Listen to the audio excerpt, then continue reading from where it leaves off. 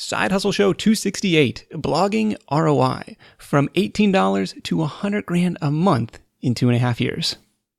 If you want to start a blog of your own, check out my free video series at blogstartercourse.com.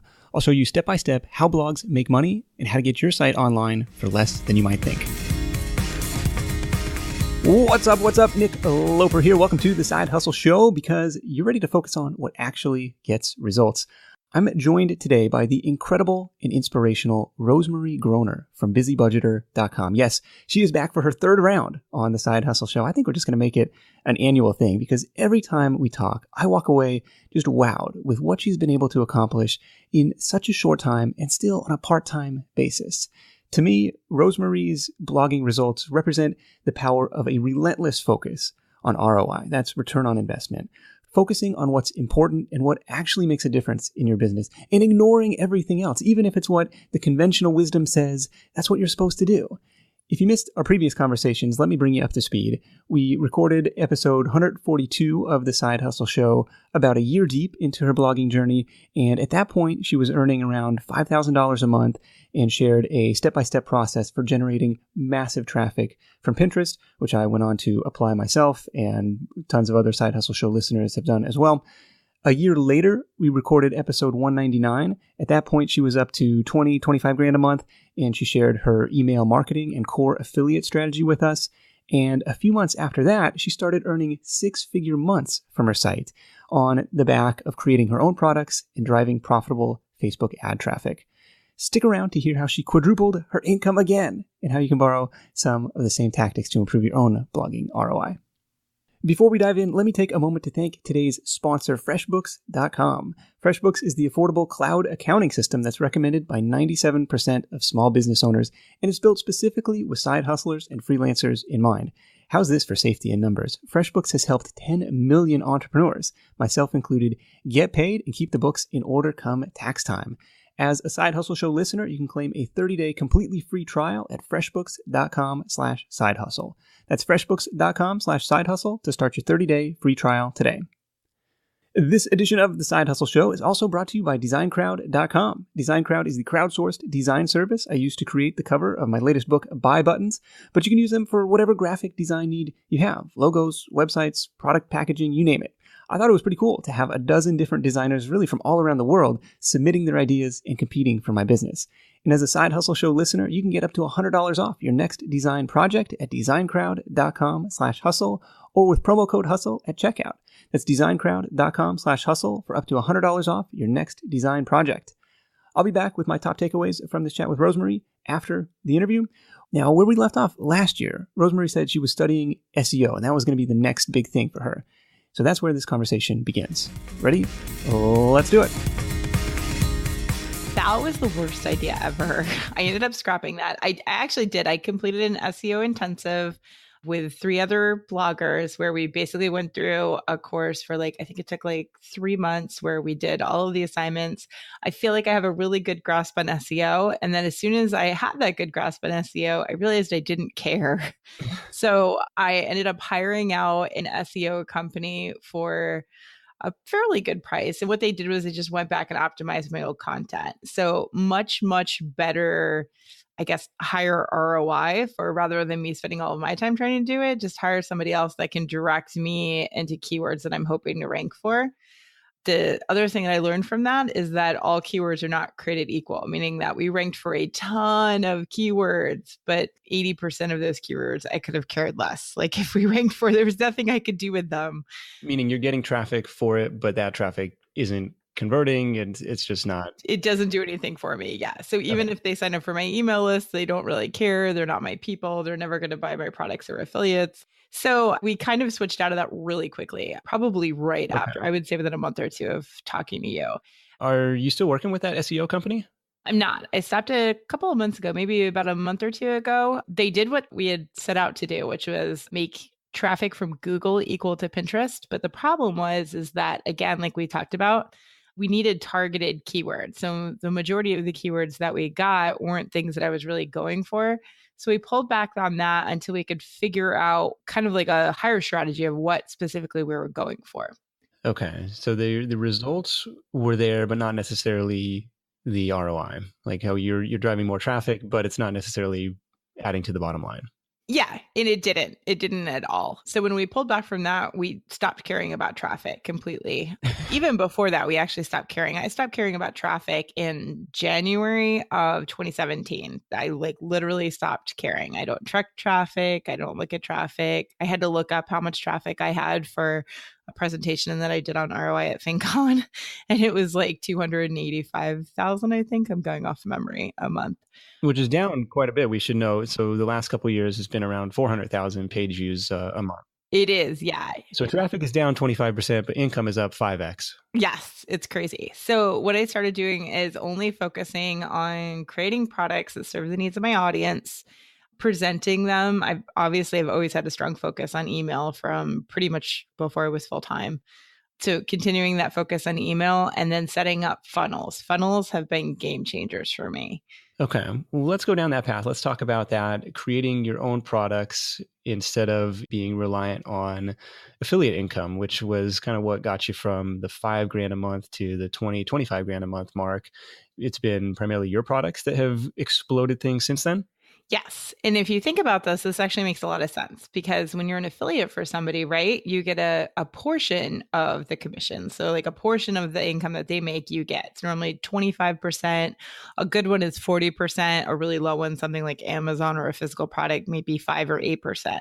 Yeah. And that product really isn't like custom tailored to your audience. It's custom tailored to somebody else's audience. You're just aligned enough that you could sell it and do really well with it. So when you create products for your own people that you know are hand tailored, that there's nothing else out there like that, and they're made for your people and your people like you and they like your style of teaching, and you get 100% of the proceeds, obviously that's going to be a lot more profitable. And I don't know why it took me so long to get into that. That makes sense. So what was the first product that you created? Oh gosh, the very first one, I actually had a couple of blogging products first. So I had the core affiliate strategy, basically all of the things that were working for my blog, I would make into PDFs that we would call them like blogging cheat sheets for my mastermind groups. So I would just basically write down exactly what I was doing step by step so that you wouldn't have to learn the overarching concepts or understand them, but you would just have something, a quick sheet that you could implement in 4 hours to get the results that I was getting. So we have the Pinterest strategy cheat sheet, the core affiliate strategy cheat sheet, something that I call Date Your List, which is basically how to talk to your audience. And it teaches you how to turn your email subscribers into raving fans and buyers. And then we've got one coming out on list building right now.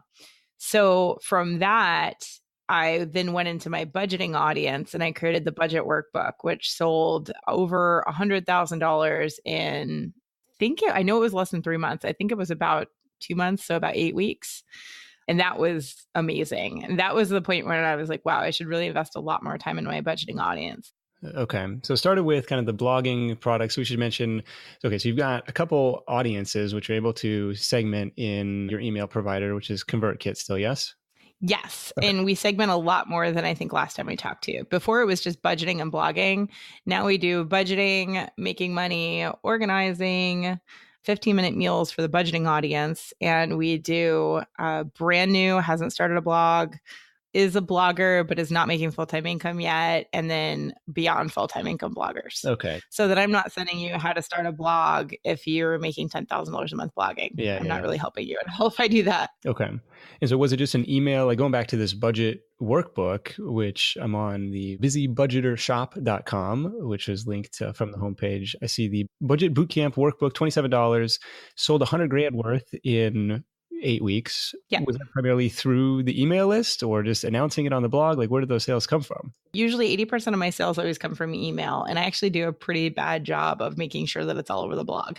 But usually I just focus on the email list. And then if it's like a major launch or something like that, I'll update the website too. But 80% of my sales are coming just through email. Was it just like, hey, I made this thing. I think you'll like it. Click here to buy now. What was the launch process like?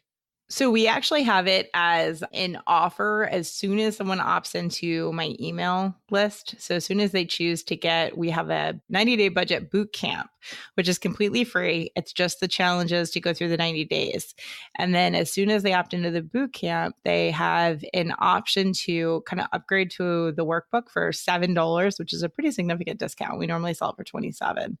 And they have a very limited time to upgrade at that price. We basically want people who are going through the boot camp to have a chance to have, it's kind of Pinterest pretty, we like to call it. It's really motivating. It's organized. My audience loves it because they love Pinterest. So they're all about like sitting in front of the TV with colored pens and doing this workbook. Okay. And it means that it's a higher likelihood that they actually complete the program, which means they actually get their budget under control. So it's kind of a win-win for everybody. But that converts really, really well. And not quite the majority, but a lot of the people that opt in for the boot camp also upgrade to get the workbook. And then it's offered again a couple of weeks after they sign up for the email program. At the same discounted price? No, it's a little bit higher than it's about $12. Okay. The second time. Okay, so a couple things. First of all, you don't care about traffic, but you got to get traffic to get people to hit this sign up page to begin with. So where's that coming from? You don't actually. You don't. It's really just, so first of all, traffic is good, right? Because free traffic is nice. Free traffic you don't have to pay for, obviously, it's free. So we do get a lot of signups just from free traffic from the page views that we already have. But once you understand ads, and it could be any ads, it could be Facebook ad, Google ads, Pinterest ads, any ads that you want. Once you understand ads and you can get ads to work in your favor, all you have to do is ads to that email offer. Like as soon as they join, they get some sort of a targeted offer for them that you know they're going to love, and it's going to increase their trust in you. We call it like a buy-in, like they buy in. I want them to be able to be like, okay, she really understands me. She's really going to be able to solve my problems. Okay. So the freebie is the 90-day budget bootcamp. Mm-hmm. And as soon as somebody says, yes, I want that, they're presented with, hey, I normally sell this budget workbook. It's going to help you do the boot camp. Yes. It normally sells for $27. If you act now, it's just $7. And yes. And a big percentage of the people who have signed up just moments ago say, all right, you got me. That sounds awesome. I'm in. Okay. Yeah. And because when they do that, when they actually take the workbook and they go through it and they're like, this is amazing. Like this actually works. It's $7. So the next time I say, hey, I have this thing, I want you to try it. They're like, oh man, that workbook was amazing. I'm in. What do you want? Like take my money. Okay. And if you can get that established relationship with your audience where they know that you're not trying to get rich on them, but you're honestly trying to help them while you make money, I feel like that is kind of the secret sauce to success. Once you can get that to work, there's really no failing because they know that you have their best interest in mind and you can make an income. Like I'm very open about my income. So my readers know that I make an income, but they also know that I'm serving them while I do it. Like I'm creating products for them that nobody else is kind of creating. Remember the first time we talked and I was like, budgeting sounds like a horrible niche, like targeting people with no money. And you're like, no, let me tell you why it's awesome. Okay. What's the tech behind the scenes, like to get this countdown timer type of limited time thing, like the payment processing, the file delivery? How does that work? The tech stuff? Yeah. It's horrible. I'm not going to lie. It is horrible. You should have a lot of alcohol in your house for that couple of weeks. Lead Pages was huge for us. I set it up on Lead Pages, and then that talks to SendOwl somehow, which talks to ConvertKit somehow. And then all of that stuff gets handled there. ConvertKit just made it super easy because they now have visual automations, which would be similar to an email program like Drip. So you can actually kind of see the way that everything is going to happen. Lead Pages, unfortunately, doesn't have that yet. So Lead Pages, it's just like you have to link all these different pages together because you would have like a landing page or a sales page, right? That's for your email opt-in. Like, oh, hey, do you want this free thing? And then you have a thank you page, which would be like, cool, thanks for this free thing. Do you want this awesome thing that's only $7 also? And then if they do that, then you need an additional thank you page. And then you need to somehow deliver that product. And then you need them to get tagged to your email system as well. Yeah. It's not something that I could explain even if you gave me 5 hours. It was a lot of YouTube searching and trying to figure out how to do it. Well, it sounds like SendOwl is kind of what I was at. So Lead Pages plus Sendowl is the software that like is building that offer page, and then Sendowl is the file delivery and payment processing system. Yes. Okay. Now we complicated things when Lead Page came out with checkout, because now you can do all of that stuff on Lead Pages, including product delivery. So we started messing around with that, and we now have checkout and PayPal, and then that uses Stripe. So now we have like, it's pretty confusing. Okay. Yeah, lots of options. Okay. If anybody listening knows a better way to do that, you should totally email me and let me know, because I'm all ears. All right. Is it still Grayson that's doing most of the tech stuff? Yep. He's doing most of my tech stuff. John, my husband, actually helped me with most of the setup on that, which is why I don't understand how any of it works. It's just like a magic thing. Okay. So that was really helpful. All right. Well, if Grayson's not busy enough, we'll give him a shout. It's imarkinteractive.com. He's built quite a name for himself in the FinCon community for being the go-to tech guy. Okay. So the budget workbook is kind of the lead, or basically are you making money on it? Is it kind of like a break even on ad spend type of deal? And then we'll make money on the back end. Oh, no. Yeah, you make money on it. I make money on that. I make money on the blogging products were 50% of my income. I'm not sure. I haven't calculated that in a while. We've been so busy. We're building out more of the back end of our funnels, and we split it from just one budgeting funnel into the 5 that we just talked about. So I've been so busy for that. I've been really bad at calculating stuff. But it used to be that budgeting and blogging were about 50-50, depending on crazy affiliate sales. Like obviously, if we had like Elite Blog Academy is one of my largest affiliates, and that's the program that I use to actually learn how to blog. So that totally throws us off whatever month that launches. And then Freezy's Your Grocery Budget Makeover will throw us off to the side of budgeting when that happens. All right. This sounds like a pretty elaborate system with all these different funnels and upsells and sequences and stuff. I'm curious, like how much of this was mapped out, built out before you said, okay, I'm going to dip my toes in the Facebook ad waters and see what happens? All of it. I had not quite all of it. I mean, it's definitely evolved since I started, but I had the offer as soon as you opt in. That was already set up because that means that it pays for the Facebook ads. And if I'm lucky, makes the ads profitable, right? Like from the get-go. So the thing with Facebook ads for me is that they're risky, right? I mean, I was already making $20,000 a month before I even dipped my toes into Facebook ads. So that's kind of crazy to me. Particularly because you don't need to make that much money. You could start Facebook ads like right off the gate. If you have the money, you have the ability to learn and you're willing to make that investment. And plenty of people have made profitable businesses doing just that, meaning they skip the whole blog thing. They make a product, they get a good ad system so that the ad sells the product at a profit. What's an email subscriber cost you these days from Facebook? It depends on the audiences. Like 20 cents is my lowest. Actually, I think I got one for 16 cents for one ad for the budgeting audience. Wow. And then it's like $1.50 or $1.40 for blogging. Okay. But each of those subscribers are worth different amounts as well. So it's much easier to recommend a higher price product to a blogger who I know is going to maybe buy a $300 product and make thousands off of it. Versus a budgeting audience member, I can't have them spend $300 on anything because they need help with budgeting. Like that's not helping them. Okay. So the price points of products for the budgeting audience are typically a lot lower. Wow, that's crazy though. So say you're buying leads, essentially, we'll call it 50 cents on the budgeting side for the sake of round numbers. Did you say 20% of those people buy the $7 upsell? Yes. Okay. Yeah, 22%.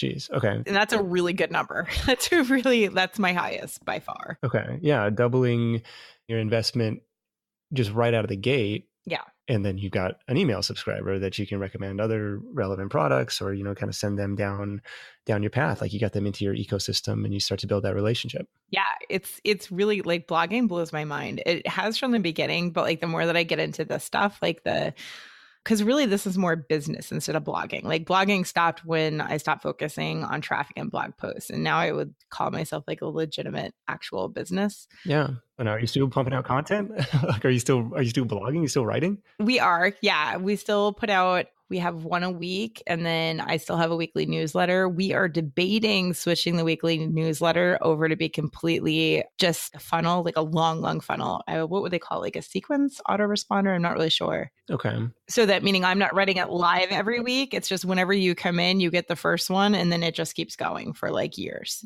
So we're debating doing that. That's what I would call a funnel. Just to free up your time, and instead of like sending out the weekly post, it would just be pre-written stuff. Right. And it's still written by me. It's just instead of like me sitting down every week and writing out a new email, it would be that when you join, you get the first email that I ever wrote, and then the second email that I ever wrote, and then the third. So if you join right now, you're getting the stuff that I wrote 2 years ago.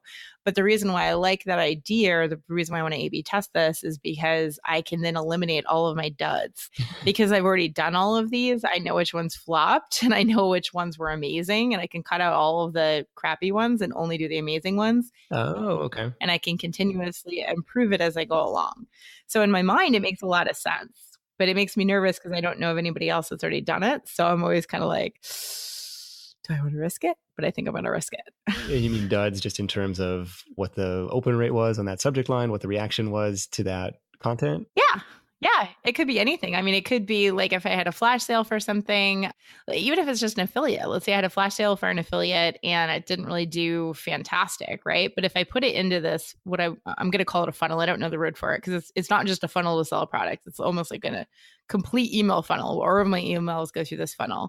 Then I can actually put that flash sale for that affiliate into this funnel. And as it goes through, I can continuously try to tweak it and make it better, so that the open rates are always increasing, the sale rates are always increasing, and it's consistently performing better.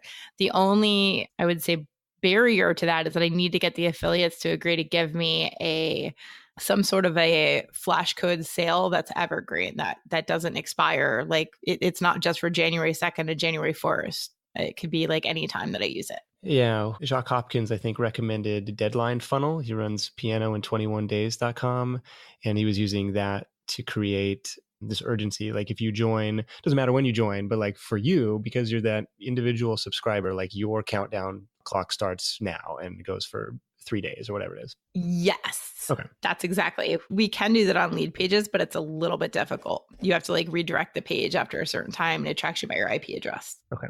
Talk to me about this idea of calculating ROI, because I think a lot of side hustlers, a lot of bloggers probably are focused on things that maybe don't matter. Like you've been relentless about, is this driving results? And the results are dollars, not necessarily more page views, not necessarily more Facebook likes. Talk to me about this calculation that you have, and maybe where you recommend people start or start spending their time. Absolutely. Okay. So this is my favorite topic in the world. And I kind of fell into ROI. Like I didn't even know what it meant when I first started, which is return on your investment. And when I started, what it was that I was working 50 hours a week. I was running a home daycare. I just quit my job as a state trooper. My husband was like, this is insane. Like, I don't know if this is going to work. And it was really important for me to basically be able to be full-time income within a year. And if I wasn't able to make full-time income in a year, I was going to have to walk away. Like that, there was just no way to make this happen any other way. So I eliminated anything that I wasn't the most important thing for my growth. So I didn't answer all of those spam emails that you get that are like, hey, can you put this as infographic in your blog post? Like, no, I didn't even like read them. I didn't answer every blog comment, which is something that pretty much everyone tells you to do. I didn't do all the things that everybody else thought was important. I just focused on Elite Blog Academy, which I was in at the time. And I only focused on whatever I was doing in EBA. So when we got to the traffic unit, I buried myself in Pinterest. Like it didn't come up for days. It was insane. Okay. And I only worked 10 hours a week. And as I grew out of that, what I realized was that you don't have to work 50, 60, 70 hours a week to make it an insane income blogging. There's very little overhead in blogging. And if you spend your time doing the things that make you the most amount of money consistently, and you eliminate doing the things that make you less amount of money consistently, your income naturally grows. Like it's almost impossible to fail at this. Yeah. What would you say to the person who's not making any money blogging right now? Like how do they come up with this calculation? Because the theory is, okay, if you're earning say $50 an hour from your blogging efforts, which it took me years, honestly, to get to that rate blogging, you should, if you want to grow your income, you need to focus on $100 an hour projects and and stuff like that. Yeah. So, but it works even if you don't have income. It's a little bit different though, because you need to trust somebody enough to know what has higher ROI, meaning what's going to get you closer to your goal. So we call like the easiest path to full-time income in blogging. And it means that you start on basically your training, like start on foundation is what we call it. So for me, it's Elite Blog Academy. And Elite Blog Academy basically teaches you how to make money as a blogger, the 5 different income streams, and it goes through all the things that you need to get right in order to make a massive income blogging. So it teaches you things like avatar, content being king. It teaches you how to do graphics, graphic design, all of the things that you need to do. So that's the first thing that you do. Once you have that, then you focus on page views. The easiest page views to get are going to be Pinterest if your audience is on Pinterest. If it's not, it's probably going to be Google, but Google, you're going to have to wait a little bit longer to get that because their search algorithms take a little bit longer to respond. Sure. So I would say 6 to 9 months minimum before you start getting traffic even worth talking about on Google. Yeah. And the advantages to platforms like these is it's what you would call user to content platforms. People are searching for answers to their questions. They're specifically looking for, for something to help solve their problem in most cases. And a consistent number of people usually are searching for that this month, next month, the following month. So it's kind of like these are mini search engines versus like, oh, I had something go viral on Facebook for 2 days and then it died off. Exactly. So there's a couple of reasons for that, but the most important is that that's the only thing that you can do on those platforms. Those platforms are meant for finding blog posts. There's nothing else to do. And it's actually, a conversation with Joseph Hogue, also from the FinCon community, kind of brought this up. Like if you're creating content that you don't expect to generate traffic either from Google or from Pinterest, what's the point of writing that? Exactly. And kind of, because I was treating blogging for a lot of years as part journal. This is like, hey, what was I up to this week and stuff like that. And those posts were kind of fun and maybe, there was some creative outlet and catharsis in like writing it. But like, what was, from a business standpoint, what was the point of that? Pointless. Yeah, sadly. But I bet they're awesome to read. I'm sure they're awesome to read. And so there's a component of it that's like, okay, this is relationship building with my audience, but you can also do that with this hopefully evergreen content that you're creating for these other channels. Yes. So it's also the life of a post. So life of a post on Pinterest, one of my viral posts on Pinterest is still going strong 3 years later. Like it was one of my first viral posts. Google, things that have performed well for me on Google don't ever seem to die down. It's the same thing. But if something goes really hot on Facebook, it's like flash in a pan and it's done. Yeah. And you can continue to reuse it, but typically it doesn't just keep going and going and going and going on Facebook. Yeah, no, same thing. I've had articles written years ago that are still getting Google traffic because it's like, well, that's the best answer to that question in their mind. It's crazy. So once you have that traffic, then the next best thing to do is to focus on your email list. And that just means generating those email lists. And you should have a freebie. And I know what you're thinking. If you're against this idea, you're like, well, I don't really want to have a freebie because I want the people that sign up for my list to really care. Nobody cares. I'm sorry. I don't care how good your posts are. Nobody cares enough to sign up for your email list. Your job is to give them something that they want enough that they're willing to give up their email address for. And then your job is to get in their face, in their email box, and make them love you to the point of continue reading. You have to prove to them that you're actually going to be able to help them, that you understand their problems, and that you really do care. And you should actually really care. Now, if somebody finds you from Pinterest or Google and they say, hey, this 90-day budget makeover as a freebie, that sounds awesome. Are they presented with that same upsell offer right away? Yep. Okay. We use Pretty Links, I think it's a plugin. So anytime we have to update anything, everybody goes through the only way to get into my email list is through, well, now it's like 7 links, but back in the day, it used to be just 2 links, either budgeting or blogging. And then everybody goes through the same funnel. Okay. So once you start dating your list and you establish that, first you're going to create a freebie for them. And for extra credit, you can have like a related upsell. Yes. Then you can have a related upsell for extra credit. I wouldn't even mess with that at that point though. Okay. And then you're going to start dating your list. You're going to start writing a weekly newsletter. You're going to establish a relationship with them. You want to have them get to know you. You're listening to Nick's podcast. You love Nick. I love Nick. because I listen to Nick's podcast, and it's like Nick is like a little mini celebrity to you. Like, you love Nick. Like, you just want to know about him. You just want to hang out with him. You totally feel like you can go to a craft brewery and drink beers with him one day because he's just awesome. Let's do it. So that's what your email readers should feel about you. They should trust you. They should like you. It's almost like having a best friend. So when your best friend says like, oh, you should try whatever, Stitch Fix, or we would actually ever recommend Stitch Fix because our audience doesn't have money, but you should try this Budget Bootcamp, or you should try Freeze Easy. Oh my gosh, I love it. They should know that you're not just trying to sell them stuff, and you shouldn't be trying to sell them stuff. You should be genuinely thinking about what their problems are and finding solutions to their problems. Yeah. And then once you get past that stage, you're going to go to the core affiliate strategy, which is basically like, okay, so now you have these readers. They like you like them. You've built a trust, you've built a relationship. So now you can actually go out and find solutions to their problems and if they have an affiliate program, and we recommend plenty of products and things that we feel like our audience would love that don't have an affiliate program, but the ones that do, you recommend and you make a commission based on that. That gives you enough money to then save and use to create your own products. So creating your own products was really scary for me because you're going to need to hire like a graphic designer to make them look not horrible like my first ones were. So you want to create a graphic designer, you're going to have to likely invest in lead pages. It gets a little more expensive once you start creating your own products, but this gives you a full-time income, and it gives you money that you can easily set aside to start focusing on creating your own products. And it gives you time to breathe and make really, really good products that are going to change the lives of your readers. Have you gone down the path of doing video products, video courses, or all these kind of like, just, hey, these are just a PDF workbook, there's a PDF guide to whatever it is? I am not a video course person. I love workbooks. Like, you give me a workbook and I will do every single assignment. I love it. Video courses, to me, I expect to be really lengthy and in depth and stuff that I don't understand. I have taken them before, but I prefer workbooks. So the only video course that we have is the Make Money at Home Master Plan.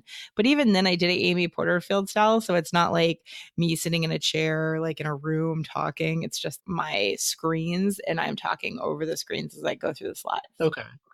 Yeah, that makes sense too. Because I was never, like, I think one of the reasons I have a hard time creating my own products, like for the longest time, really up until this year, like I have not been the person to buy courses. And really? I don't know, I'm always just like, I'll brute force this, I'll figure it out myself. And, part of that is like that stubborn mentality. And then part of that is just my inherent cheapness.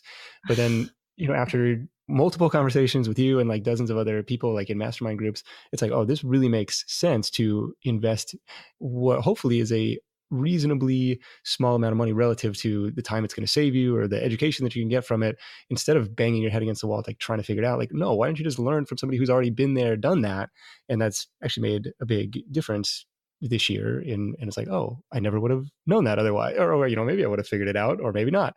So that's been helpful this year. And the point I wanted to make about that, it's kind of surprising, is a few of the courses that I bought like are primarily what you're talking about. Like, they're mostly text-based. It's not necessarily that talking head video where it's like, oh, I've got to watch this 5 hours worth of demo. And sometimes it makes sense to do, like, especially if you're trying to like do inside of a certain software interface or something like that. Like, it makes sense absolutely to do screen sharing and stuff. But a lot of it has been text-based. It's like, oh, this is great. I can read it at my own pace. And I was a little bit surprised by that initially, but I was like, oh, okay, that's totally valuable, delivered what I promised, and I was happy to pay for it.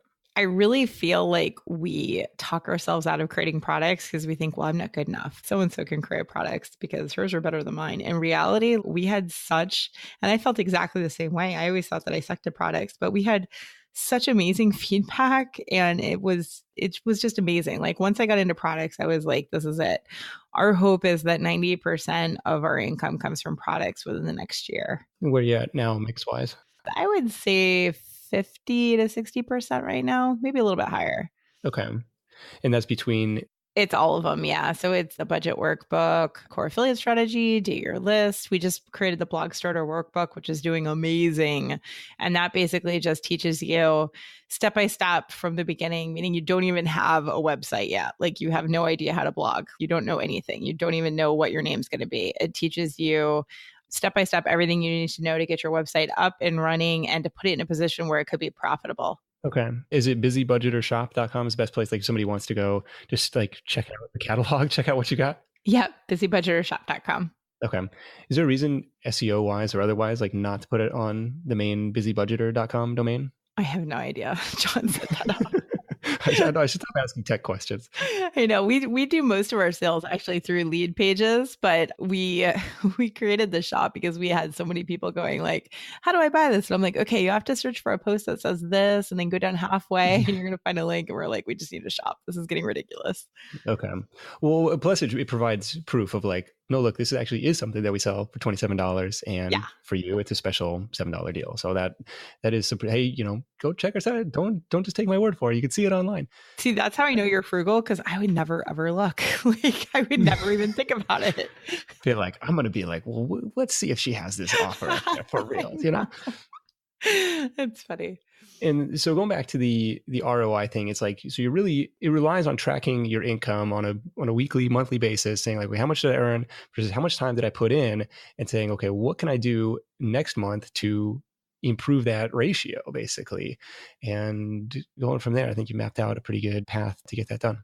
Yeah. And I think we got off track there. But basically, all those things that I walk through are basically like, if you're not sure what to do, those consistently have the highest rates of ROI for me. No, I've done other things. I've done lots of sponsored posts, but I realized that it can't match the ROI of the other stuff. So do you put 2 or 3 hours a week into a sponsored post, or do you just say, screw the sponsored post, I'm going to give up the money short term and I'm going to focus my time over here on funnels, products, affiliates, your newsletter list, and then increase my income? So and the other thing is saying no to things. It sounds awful, but here's the thing, guys. Like, I wanted to be a stay-at-home mom. I still do. I love this business that I've created and I love this blog, but I love my family more. And at the end of the day, like, this is not fun for me if I feel chained to it. Do you know what I'm saying? Because it's like, yeah, we're going to run our own business. We're going to have a blog. I have to work 80 hours a week. What the heck? Like, that's not fun. So for me, the reason why I keep consistent hours at 20 hours a week, we screwed around with them. And I think we talked about this last time, but I went up to 30 hours a week and then hired like a house cleaner and a chef and all that sorts of fun stuff. And then I decided that was actually too much work to manage them all. So we got rid of all of that. And now I'm just back to 20 hours a week and I still cook up my own dinner, which is way easier. Okay. But that was also ROI because it's like, you're testing it. What can I do here to like give me the best results that I want with the least amount of effort, the least amount of time spent doing it? But there's other stuff you want to do in life. Do you know what I mean? There's other stuff besides business. And I feel like we say yes to everything because we don't know how to say no.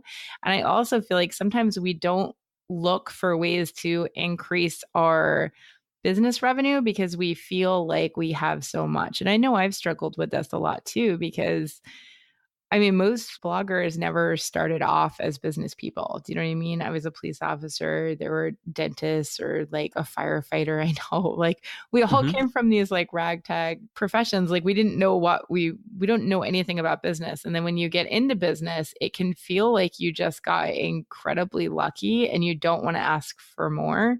And it's not like that. You shouldn't think about trying to constantly get more money to like hoard it and do whatever.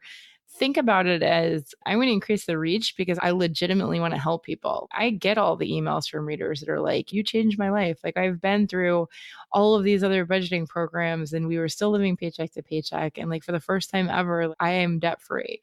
When you get all of those emails and you see that you legitimately have a chance to change someone's life, it's not about getting the most money for you. It's about being able to hire people and taking them out of their soul-sucking job and letting them work from home so that they can stay home with their babies.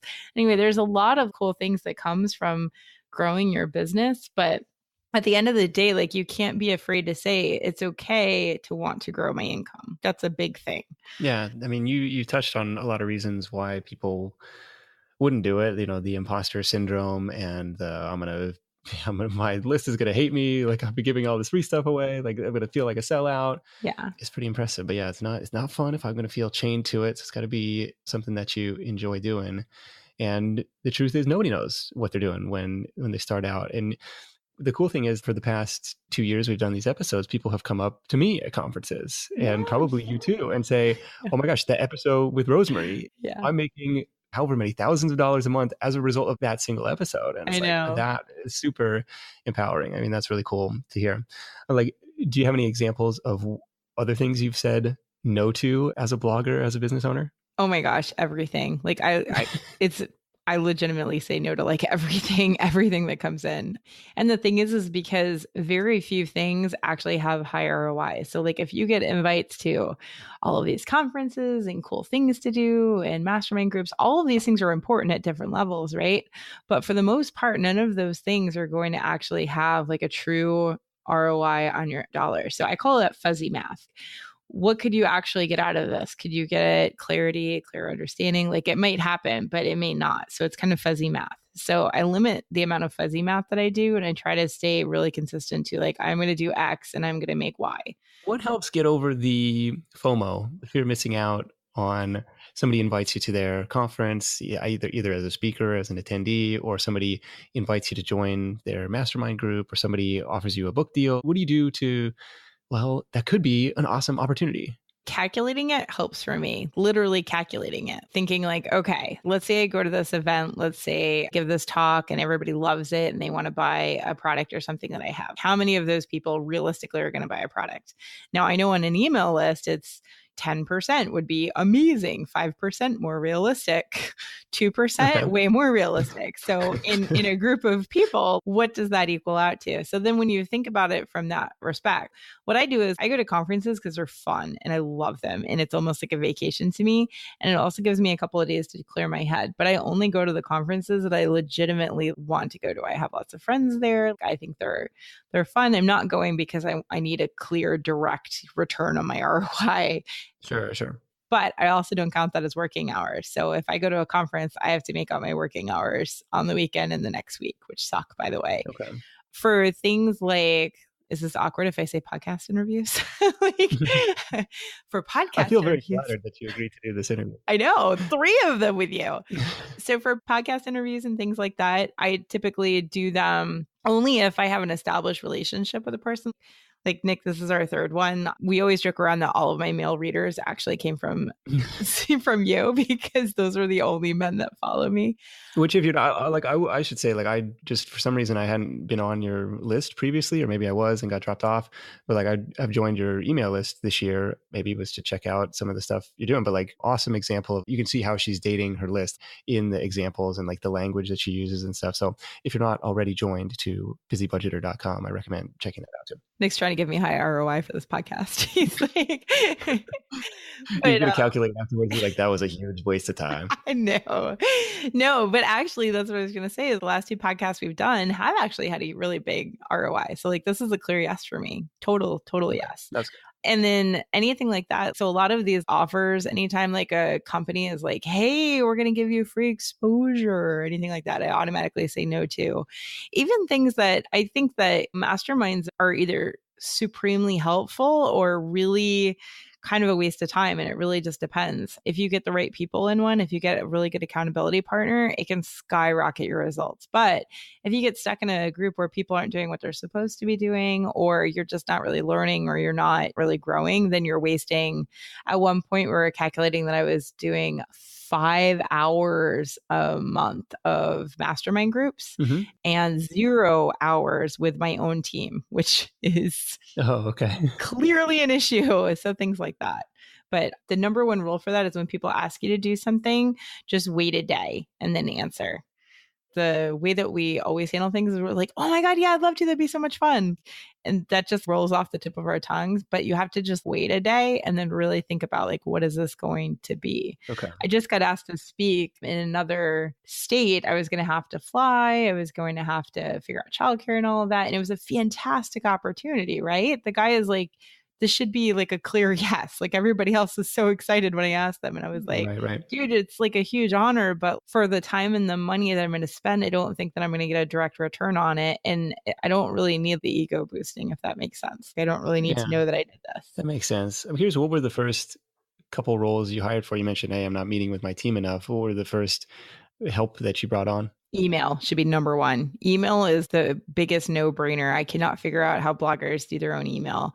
We get a ton of fan mail. We get a ton of offers. We get a ton of those spam infomercial things.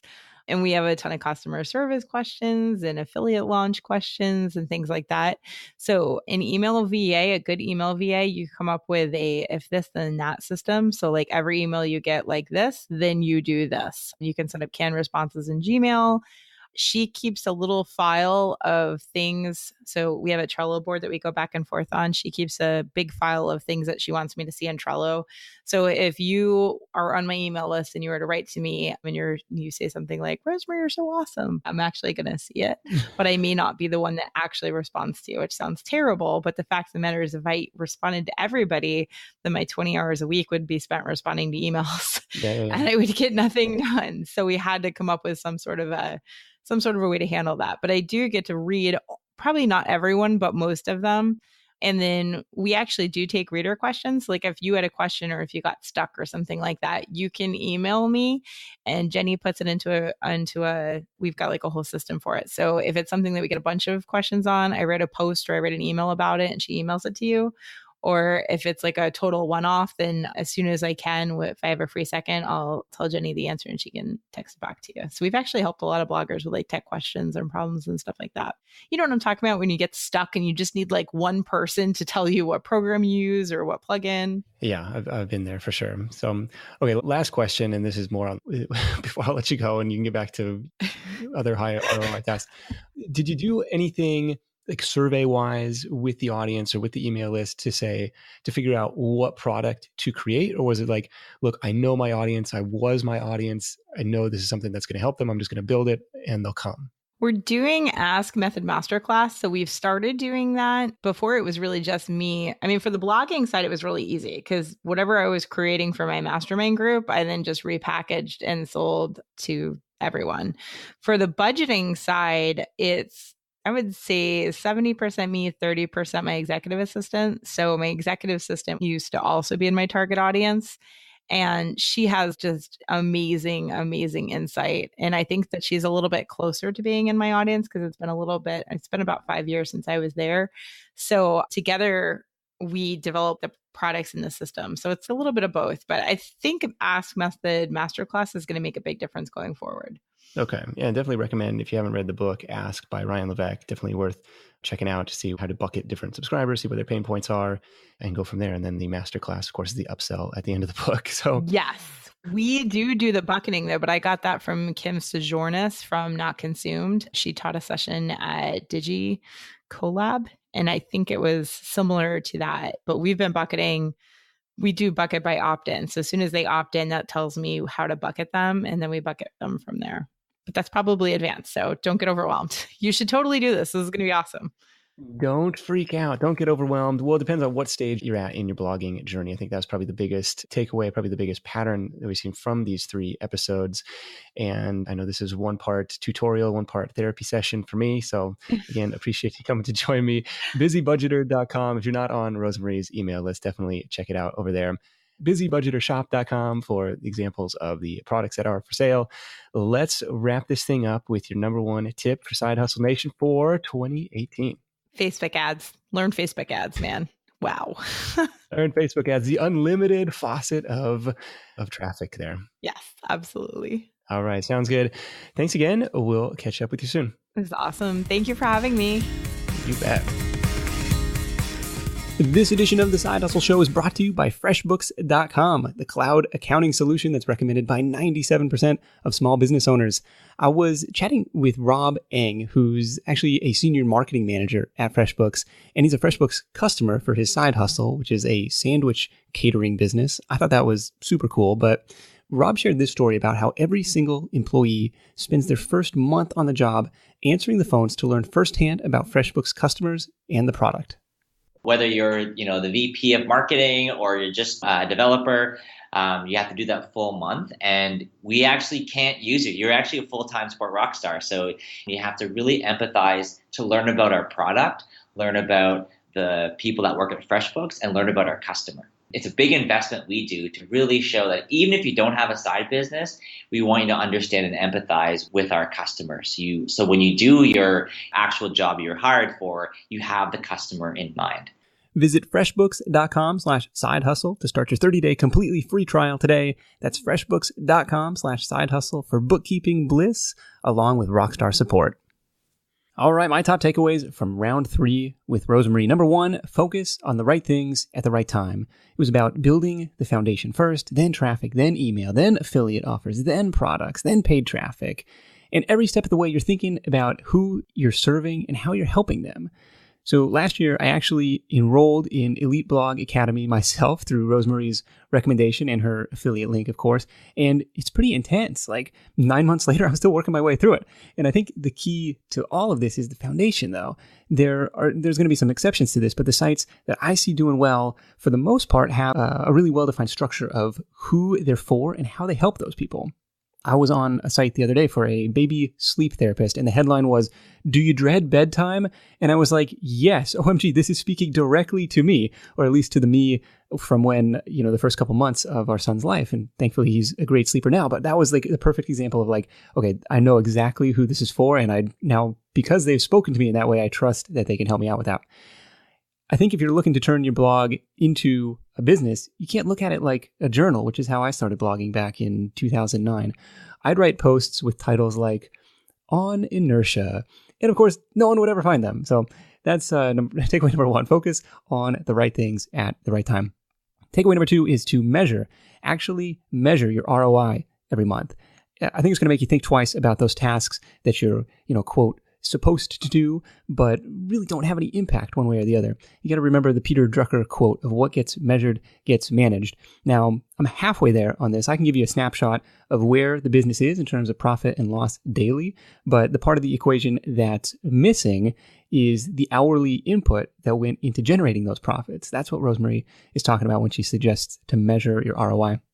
And where, if I'm being honest, where I have a hard time with that is all the stuff that you can't really calculate, the fuzzy math part, right? The community building, the relationship building, the one-on-one email question answering. I know it's worth something, but I couldn't tell you what that number is. Takeaway number 3 is if you can drive profitable paid traffic, everything else is pretty much irrelevant. So if you skipped ahead to that part, hey, good on you. I've been playing around with some Facebook ads ever since my conversation with Deacon Hayes in episode 252, and I'm happy to report that they are profitable, just not to the level that Deacon was experiencing in his first month and not really to where I'd like them to be. And I haven't gone down the path of driving traffic to a sign-up page with a freebie offer and an upsell behind it, but who knows? Maybe someday I will do that as well. Notes and links from this episode, along with a free PDF highlight reel with all of Rosemarie's top tips, are at sidehustlenation.com/Rosemarie3, or you can grab that through the link in the episode description of your podcast player app. That's it for me. Thank you so much for tuning in. Until next time, let's go out there and make something happen, and I'll catch you in the next edition of The Side Hustle Show. Hustle on. Thanks for listening to The Side Hustle Show at www.sidehustlenation.com.